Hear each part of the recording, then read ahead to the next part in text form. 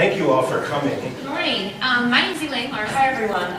My name is Pippa, Mann, and I've run at the Indy 500 for a few years. I came up through the open wheel ladder in Indy Lights, but one of the real reasons I'm on the panel today is that to make my race car run each day at the Indianapolis 500, I actually go out there and try and raise my own funding to make that happen. Lots of different things, and that's part of the reason why I'm here. I'm Dina, Parise. I am a Pro Mod driver, 2015 IHRA champion. Thank you very much for having us here today, and thank you all for coming. I did not start in the racing industry. I actually did not get into a race car until I was in my 30s. I was a professional figure skater before.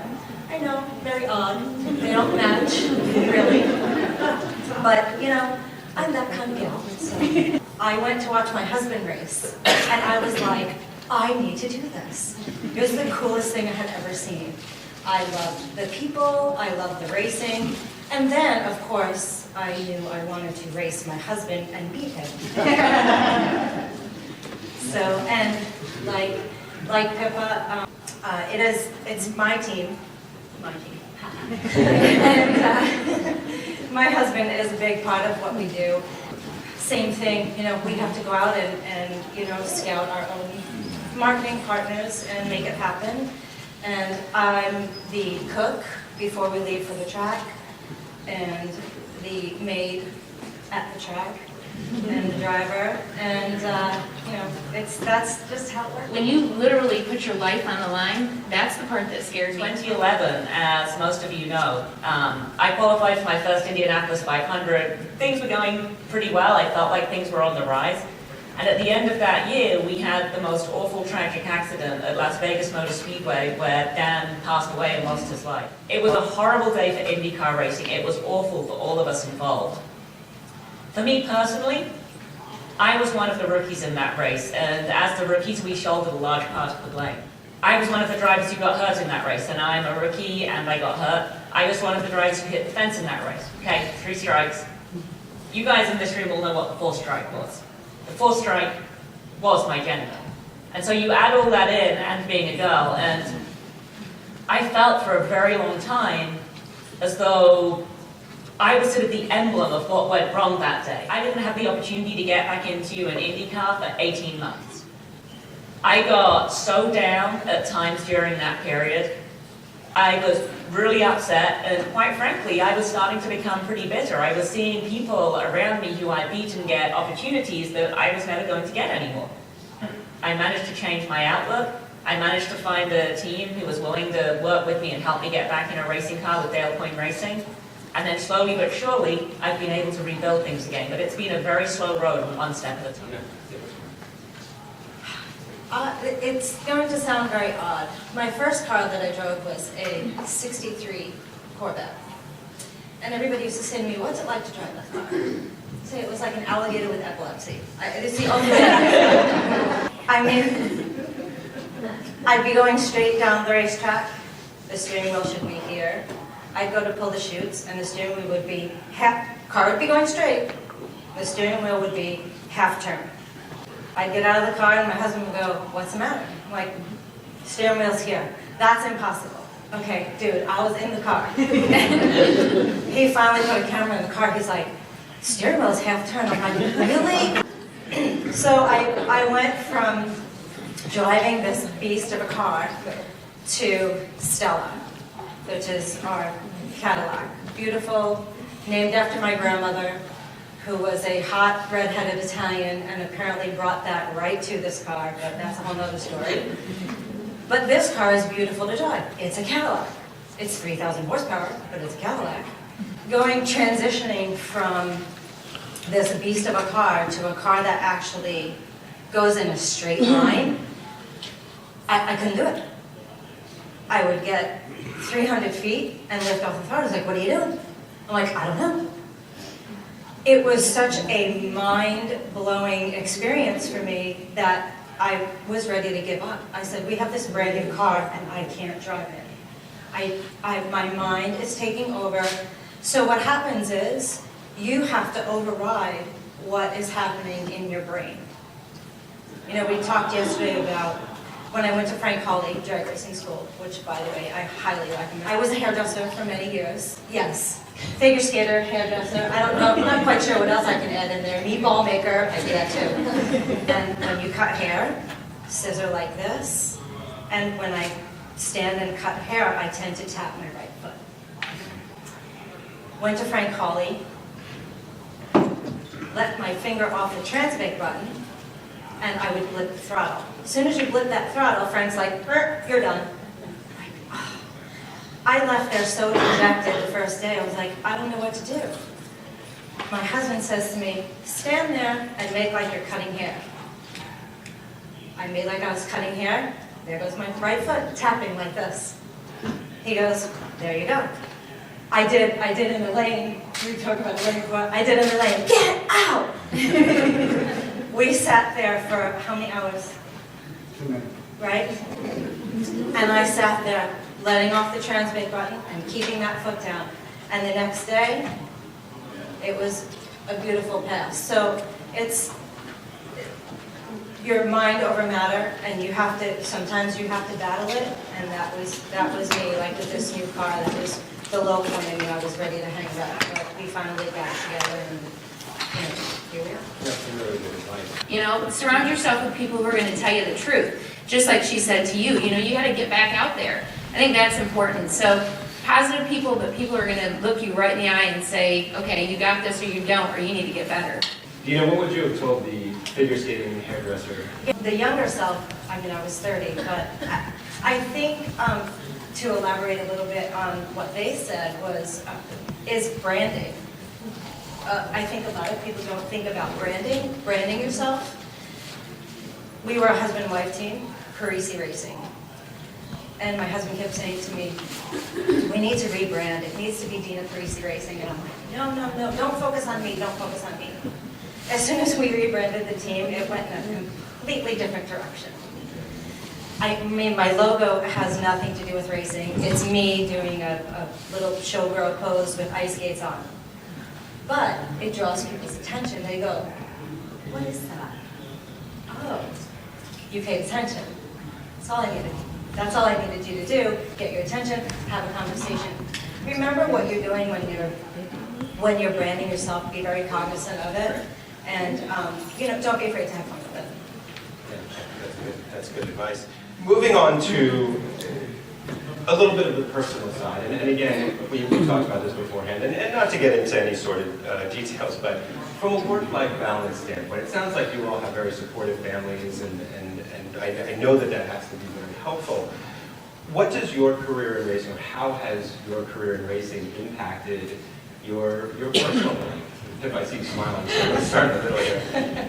So I'm very lucky. I am married. My husband also works in racing, and he grew up in a racing family, so he gets it and he understands it. Work-life balance, not as easy to maintain as you think sometimes. When I get out of work, I try the best as I can to shut work off. When I walk in the front door of my house, there is no jet car, there is no racing, there is no anything in our house. It is all family time, and I take that really serious. The husband, he got an airplane for his 50th. I get more race cars for my 50th. That's what we do. But when we fly off, it's important to unplug sometimes because, that candle can burn really long and really low. But when it starts burning low, you start seeing it. You start noticing that you're a little twitchy. You're not as patient with the fans as what you possibly could be. So I try to give myself some me time, family time, and I schedule. I admire your ability to shut it off. My husband wants to take my cell phone and do something very rude with it and insert it in an unknown orifice and leave it there most of the time. Yeah, I can do that. Balance, I don't know so much about balancing. No. Well, I'll give you a little instance. The other day, my husband shampooed the carpets while I was watching racing. I saw the Instagram post. That's what we call it. I actually posted that. Yeah, but that is really where the balance comes in, though, because he's so supportive of what I do, and for me, a lot of when I'm watching racing, there's reasons I'm watching things. Pay attention to what goes on around you in every way. You pay attention to what other people are doing, not because you are critiquing them, but because you say, yeah, you know what, I don't want to project that, or I do want to project this, or if you're watching other races because you want to kind of get an idea of what's going on with them. As far as us together, I mean, we work very well together. Over the years, I laugh because of my figure skating. This is one thing that my husband has kind of learned. We talk about choreography, we kid around about it, but I say that our racing and our life is a very well choreographed ballet. Everything that we do, we just kind of move together and we make it work somehow. And you have to have that. You have to have the private time, and you have to have we have to have the racing time. I mean, we're together all the time. And so you have to learn to say, you know what, I'm going to go in the other room. I'll see you in a little bit. And if you have to do that, you do that. And then you come back, but you have to be able to also say, all right, we need to sit and talk about X, Y, and Z. We have our team members that are guys that work with us. I have to sometimes say to him, listen, we need to nail this down. This has to stop. This needs to change. You know, he takes care of the crew, but sometimes if I see something I don't like or he sees something he doesn't like, we have to kind of meld together and go, okay, let's sit down and have a meeting about that. But then when we get home, we try to turn it off for a little while, and then, I don't know, it doesn't really last that long. And I do a ton of social media, which I think we may get into today. I do a ton of social media, and sometimes he'll wake up at 2 o'clock in the morning, he goes, are you tweeting? Yeah. Yeah, I'm tweeting. So, you know, so I don't sleep very well, so I tend to work as much as I can, and he's okay with that. So let's talk about that. Let's talk about social media, which I know everybody has opinions and thoughts on. Tell us, in your opinion, in your mind, what's okay, what's not okay? Is there a sense of professionalism, decorum that has to be followed in your social media? What can we learn? So to me, there are a couple of really big key points. The first is, whether you like it or not in this sport, you yourself are a brand and you have to learn how to represent other brands appropriately. Now, that doesn't mean being bland, okay? It doesn't mean that you can't post things you like. It doesn't mean that you only have to post pictures of your racing car. But it means that everything you post, I want you to think about the message that it's sending. Okay, so this is the conversation that I have with a lot of female racers. I understand this is an easy way to get likes, and you think if I get more likes and I have more followers, you know, I can go and promote myself more. And I understand that. But at the same time, really think about the message you're sending. What do you want people to think about you? What do you want them to say about you? Be authentically you on your social media. But it's so important for you to understand what each and every social media content that you want to put out there. Instagram may not be Facebook. Facebook is definitely not Twitter. I had to learn all this stuff. What is the messaging that we want to get out? On Instagram, we take a time and we rotate. We make sure that the pictures are always where we don't have to necessarily put the sponsors in the content, but they're always in the background, you know? Just like Pippa said, it's always about branding. Very quickly, especially to you young people, make sure that if you're going to have a private account, make it private. And if you're going to have a public page, make that a public page. Be your authentic self. And if they don't like who you are, that's not your problem, that's their problem, you know? We're race car drivers. We're not models. We're not this, we're not that. That is not what we signed up for. Now, make sure you are a race car driver or a crew member or a crew chief or an engineer. Be that. That's pretty dang cool. You don't need to be the girl in the bikini. To the younger set, much to your dismay, your parents need to be able to look at your social media. Sorry. Because I'm telling you, it can be a creepy world. Social media also, again, can be a great tool. You do want to utilize it for positive.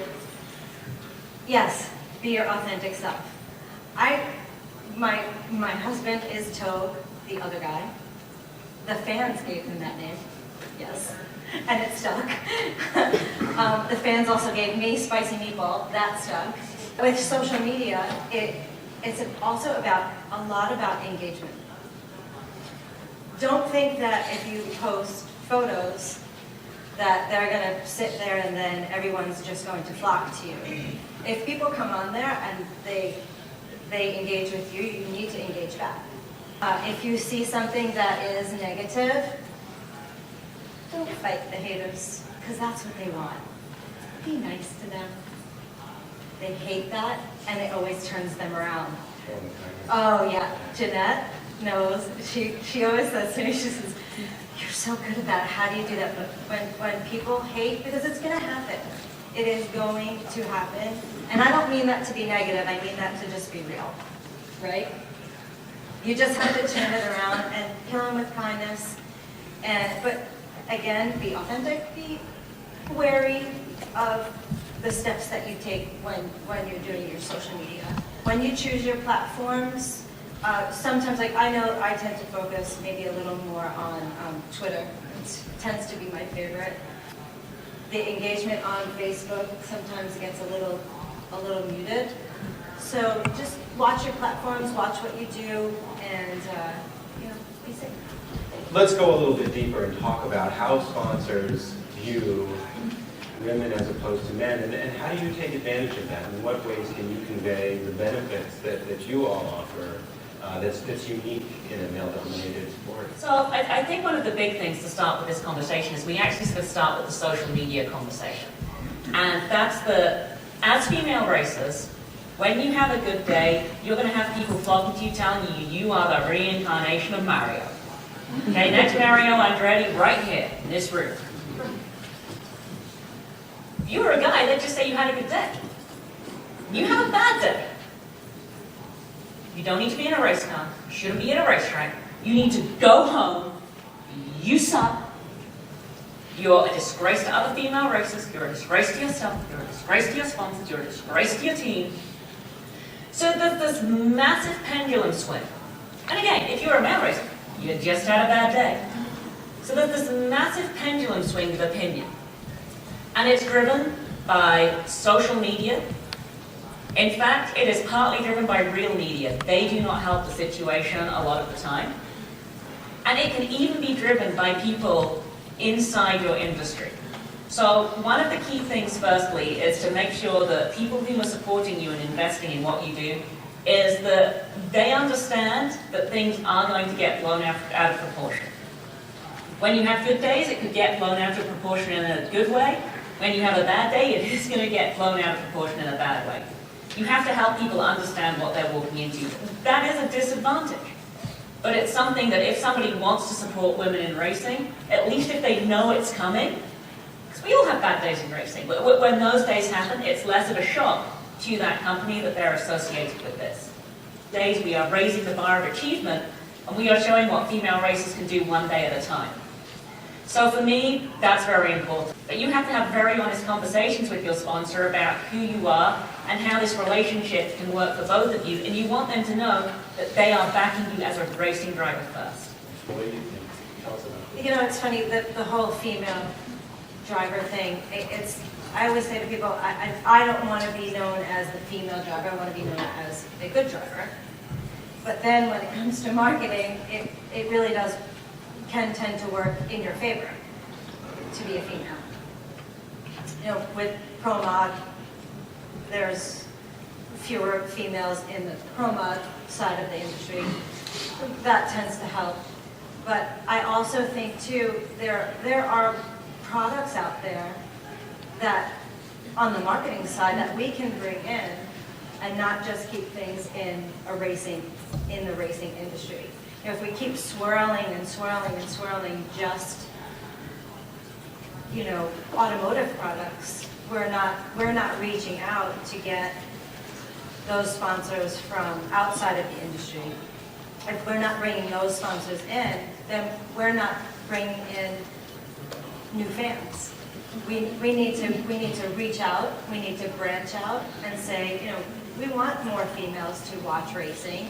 And we want more female, we want to, of course, create ROI for those products. And we can do that. And that's where we, as females, have that advantage. But we need to capitalize on it. You know, I was reading an article the other day speaking with about female engineers in racing, and one of the lines that stuck out to me was gender doesn't define us. And we sort of went around the four of us about this, and I wanted to throw this one to Elaine first. And I think that that's a common refrain that we hear is that gender doesn't define us. Tell us about, has there been an experience, a past example, where somebody sought to define you in that way, and what was your response? And on top of that, if you had it to do over again, would you do it any differently? What was the... Absolutely. I've had racetrack. I run a jet dragster, and we're an exhibition category. And so we're booked in to racetracks from the promoters. And I had one racetrack who said, I'm not going to get some girl killed at my track. You were never running at my track. And I'm like, well, I'm a girl. I don't intend on getting killed at your track. That wasn't my intention to come there and just die today. So I had that. I've had it where when I walk in to go get paid at the end of the night.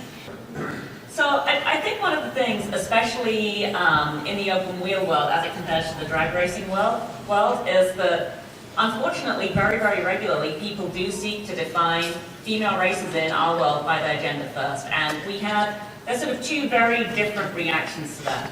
The first reaction is the one that I had for the majority of my career that I was telling you about earlier, where I didn't want this color anywhere near my race car, anywhere near my race suit, anywhere near my racing helmet, because I'm just another driver. I did not want to be defined, I did not want to stand out on the track, and I did not want to stand up and be counted. And then, for a whole new group of drivers, well, if nobody stands up and be counted and talks about these things, how can the next generation actually have somebody to really up there to look at? How can they know what the good things are and what struggles are? How can they know what to expect when they get there? And so that was a real realization for me that actually, you know what, I do want to be visible, and I do want to stand up and be counted. One thing those of you who are racers especially will get asked as you're coming up through the ranks is you will be constantly asked to define yourselves compared to female racers who have come before you. You don't have to answer those questions. You don't have to define yourselves in terms of another female racer who's come before you. That's it. You define yourself on your own terms. And I think that's really important. It's funny, Marilyn Monroe said, I don't mind living in a man's world as long as I can be a woman in it. It was one of my favorite quotes. And, I always think, for those of you who want to be crew chiefs, drivers, whatever side you want to be on, the car doesn't know that you're male or female. So you just do what you need to do. Even when it's painted pink, as mine tend to be, the 500 it's still no. Right. And yours is painted pink for a very good purpose. And that's a good thing. Being a female and making good waves in the industry is a great thing. Like you said, for those who are coming after you, you want them to be able to say, oh, I want to be like her. And that's all you need to think about. You pave your way, be yourself, and think about the ones who come behind you that you want them to say, I want to be like her, and that's it. Let's leave with a good bit of advice here. What type of support can you share with us that's available right now for young folks, young ladies, give us some good resources for folks who want to pursue that career. Absolutely. I think my best thing is immerse yourself into this lifestyle. If you look at one of us or you go out there and you look at anyone, you say, I want to be that person, then go be that person. There are internships, there's shadowing programs, there's so many different areas where you can just walk in. If you're humble and you're willing to do anything to get into that race shop or whatever, I don't care if it's you start out and you're the chief cook. I think you're going to be shocked at how big this motorsports world is. There's so many different opportunities for people. If you love social media, if you love media, if you love video production, if you love engineering, if you love welding, find something that you think you like, then jump in. You think us three ladies sat there and wasted 1 single second of our 24 hours, you would be off the chain. It does. And when we say, call us, email us, don't say, oh, she really didn't mean that. Or when you engage us on social media, if we engage back, engage. For one, I would say walk into local shops in your area, maybe, same thing, internships or get yourself a job. One of my favorite female resources is Projects. It's a website, and I know they are running a really cool free mentor program, so you can get involved in that. You can have older drivers or crew members that can mentor you to kind of get you on your way. Don't be afraid to reach out. See, my social media is me, so people reach out to me. I'm like, there is no man behind the curtain. So, reach out, don't be afraid, email, and don't be afraid to reach out to people. If someone doesn't get back to you, they're lost. Then you just reach out to the next person, ask questions. In this industry, many people are willing to share and want to be involved and want to see the younger set. We want to see you guys get involved in whatever capacity it is. Like I said, if you like to cook, say you're not a rancher, you want to cook. Get on a race team and be a chef. Lord knows I could do some.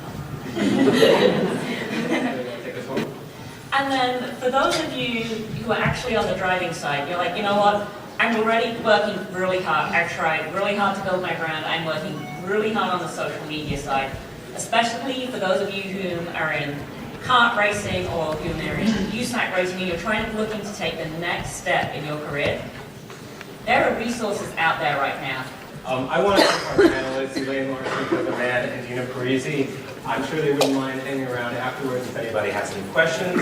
I want to thank you all for being a wonderful audience and enjoy the rest of your time at the PRI trade show. Thank you very much.